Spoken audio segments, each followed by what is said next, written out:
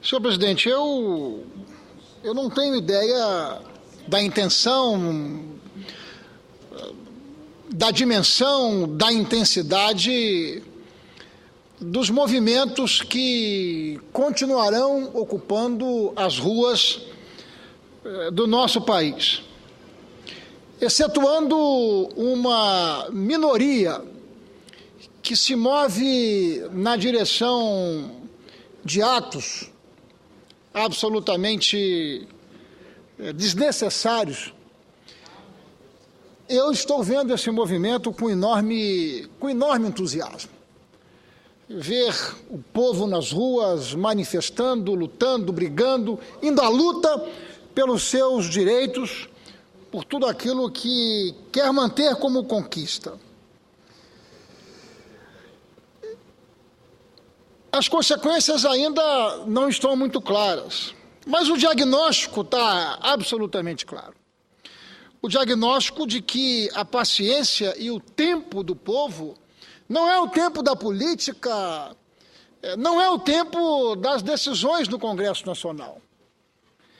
E eu quero crer que também não faz sentido nós ficarmos aqui transferindo responsabilidade para o presidente Dilma ou para quem quer que seja.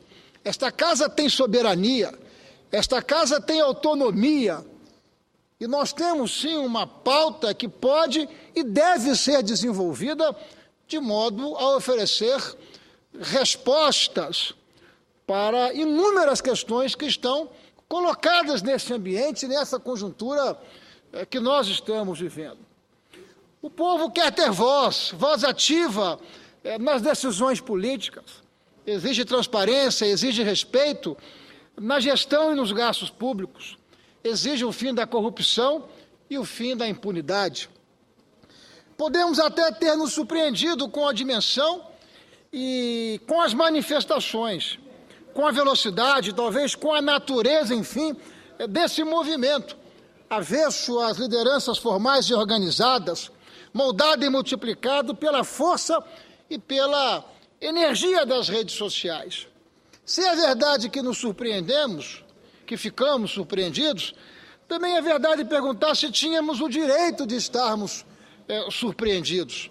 Surpreendidos porque, afinal, esse tipo de mobilização vem ganhando espaço no mundo afora. Foi assim nos Estados Unidos, foi assim na Espanha, está sendo assim na Turquia, em tantos países. Porque o Brasil seria uma ilha diferente dessa conjuntura e dessa circunstância que revela a força das redes sociais por sua capacidade de mobilização. Faltou de nossa parte uma visão crítica, faltou de nossa parte uma autocrítica sobre o alcance da crise da democracia representativa em nosso país. Faltou uma avaliação crítica sobre a capacidade de mobilização das redes sociais e sobre o grau de insatisfação e indignação por parte da sociedade brasileira. O que estamos assistindo agora é decorrente da distância alarmante entre representantes e representados, agravada por desvios éticos e pela ausência de resultados efetivos no sentido de varrer da cultura brasileira o sentimento dominante do patrimonialismo. É decorrente do conjunto de distorções da nossa democracia representativa, da insistência em velhas práticas políticas e da indignação com a impunidade. A onda de protestos populares se levanta, por outro lado, contra a ineficiência do Estado brasileiro, que tem uma das cargas tributárias mais pesadas do mundo, mas é incapaz, tem sido incapaz de oferecer serviços públicos minimamente satisfatórios à população brasileira. Nos últimos anos, assistimos, por certo, a avanços significativos, com a ascensão social de milhões de brasileiros. Esses brasileiros agora querem mais e não aceitam de forma alguma perder conquistas já alcançadas por conta de gestão inadequada da máquina pública. E nessa gestão inadequada é preciso que nós, parlamentares, sejamos muito humildes, que nós tenhamos a capacidade de colocar as nossas barbas de molho, porque temos responsabilidade por aquilo que não estamos fazendo, pelas respostas que não estamos oferecendo, pela leniência do processo burocrático legislativo. Diante disso, o que fazer? O que fazer? Essa é a pergunta, senhora presidente. Que medidas, afinal, o Congresso Nacional e nós todos podemos adotar no sentido de resgatar nossa relação, nossa sintonia com a sociedade brasileira? Precisamos, antes de tudo, ter a humildade de ouvir e de acolher as críticas da população, ter a humildade de fazer uma autocrítica sobre a nossa atuação política legislativa. Crise, senhoras e senhores senadores, é sinal de oportunidade, oportunidade para afirmar nossa legitimidade e nossa representatividade política para trabalhar uma agenda sintonizada com a população brasileira. E um dos pontos mais importantes dessa agenda, outros oradores já se manifestaram, eu já o fiz anteriormente, mas o faço, porque esta é uma pauta, esta é uma iniciativa que está diante de nós. A necessidade de nós colocarmos em pauta, de nós votarmos a chamada PEC 37, que pretende subtrair, não é, autonomia, legitimidade do Ministério Público Estadual ou do Ministério Público Federal. Não é a primeira vez, senhor presidente, que manifesto a respeito desta matéria, mas diante da força das recentes manifestações, chama atenção para a urgência de uma decisão sobre o assunto. Não adianta retirar a PEC 37 de pauta. O que nós temos é que votá-la. O que nós temos é que derrubá-la. O que nós precisamos é dar uma resposta à sociedade brasileira, que não aceita qualquer recuo, qualquer retrocesso, qualquer cerco à necessária manutenção da autonomia do processo investigatório por parte do Ministério Público. E quero aqui tomar emprestado do sempre ministro Carlos Aires Brito, ex-presidente do Supremo Tribunal Federal, que no fim de semana deu uma belíssima entrevista enfrentando a questão relacionada à PEC 37. Disse o sempre ministro e disse em um tom muito claro: a PEC 37, disse o ministro, quer enforcar quem nunca roeu a corda, o Ministério Público. Retirar o poder de investigação criminal do Ministério Público é seguir na contramão da democracia brasileira, conquistada com tanto esforço. Afinal, a realidade vem mostrando há tempos os resultados positivos do trabalho da instituição na apuração de desvios de recursos públicos, de violação de direitos humanos, de crimes ambientais, entre outros. Que motivo podemos ter para restringir apenas às polícias federal e civil a condução das investigações criminais? Quem, na verdade, sai ganhando se a PEC 37 for aprovada? Não é óbvio que, diante da escalada de irregularidades, da escalada de maus feitos que vem indignando o país, a intenção deveria ser somar e não diminuir esforços de investigação? Ora, o cidadão brasileiro só tem de aplaudir, só tem a ganhar com o trabalho integrado da polícia, do Ministério Público, da Receita Federal, do Banco do Brasil e de tantas outras instituições que, trabalhando de maneira integrada, fortalecem a democracia brasileira, que hoje se faz patinando em razão da falta de sintonia entre aqueles que deveriam representar a população brasileira, mas se acomodam diante dos interesses corporativistas de uma minoria. Sabemos todos que o Ministério Público é uma instituição historicamente pautada pela transparência e pela ética, pela defesa de uma sociedade livre e justa. Não há justificativa razoável para que ele se abstenha de contribuir na apuração de infrações penais. Aliás, vale lembrar que o Ministério Público tem como papel constitucional a defesa da ordem jurídica, do regime democrático e dos interesses sociais e individuais indisponíveis. Entre suas funções institucionais estão o zelo pelo respeito dos poderes públicos aos direitos assegurados pela Constituição e o exercício do controle externo da atividade policial.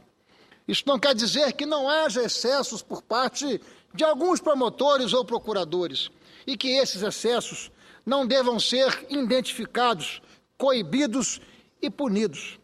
Mas coibir esses excessos por meio de mecanismos internos de controle é muito diferente de vetar o poder de investigação da instituição. A maturidade democrática que o Brasil alcançou durante as duras penas, insisto, não admite mais retrocesso, muito menos desculpas mal costuradas. Em vez de abrir mão da colaboração do Ministério Público e de instrumentos preciosos de investigação de lavagem de dinheiro, como a Comissão de Valores Mobiliários e o Conselho de Controle de Atividades Financeiras do Banco Central, temos aqui aperfeiçoar os filtros já existentes contra a corrupção e o crime organizado. Os excessos eventualmente existentes na condução de investigações criminais por parte do Ministério Público são cometidos por pessoas, volto a frisar, não são próprias da natureza da instituição, cujo papel precisa ser preservado e fortalecido. Aprovada a PEC 37, também restringiria a atuação da Controladoria da União, que tem papel fundamental no combate ao desvio de verbas públicas, assim como o trabalho dos tribunais de contas, dos auditores fiscais, da Receita Federal e das comissões parlamentares de inquérito. Ouço com prazer o eminente senador Pedro Taques. Muito rápido, senador Ferraço, apenas para cumprimentá-lo e associar-me à sua fala. E dizer que essa PEC tem que ser votada, e votada já. E cada um mostra a sua cara. Quem não aguenta pressão, fica em casa tomando leite. Né? Deputado federal, senador que não aguenta pressão, não pode ser parlamentar. A PEC tem que ser votada. E o parlamentar que defende a PEC vai colocar o seu nome, vai aparecer no painel o nome, porque a votação é aberta, ao menos da PEC. Parabéns pela sua fala. Deve ser votado. Não pode jogar para frente, não. Jogar o lixo para baixo do tapete. Diante de nós, Congresso Nacional, a liberdade para que nós possamos construir essa pauta. O nosso desejo é que o deputado Henrique Eduardo Alves, presidente da Câmara dos Deputados, possa pautar essa proposta, que a Câmara dos Deputados possa votar e que a maioria dos senhores deputados possam expressar aquilo que, a meu juízo, acho que poderá acontecer e que deverá acontecer, porque aí o Congresso Nacional efetivamente começa a oferecer respostas para muito além das palavras, para muito além dos discursos, respostas em torno de atitudes. E me parece atitudes aquilo que a nação brasileira está a cobrar do Congresso Nacional. Senhoras e senhores senadores, não podemos esquecer também que a PEC 37 contraria, inclusive, tratados internacionais, dos quais o Brasil é signatário, entre os quais as convenções de Palermo e de Mérida, que determinam a ampla participação do Ministério Público nas investigações criminais. Somente, senador Pedro Taques, somente em 3 países há exclusividade por parte da investigação criminal, excetuando a participação do Ministério Público, no Quênia, na Uganda e na Indonésia. Volto à entrevista dada dias atrás pelo ex-presidente do Supremo Tribunal Federal, ministro Carlos Aires Brito. Segundo ele, o Ministério Público estaria incomodando alguns deputados e senadores, estaria sendo um ponto fora da curva. E como o ministro, pergunto às senhoras e aos senhores senadores, que curva? A da impunidade? Se existem representantes no Congresso Nacional que se sentem incomodados pelo Ministério Público, quero deixar claro que essa não é a minha condição, de forma alguma.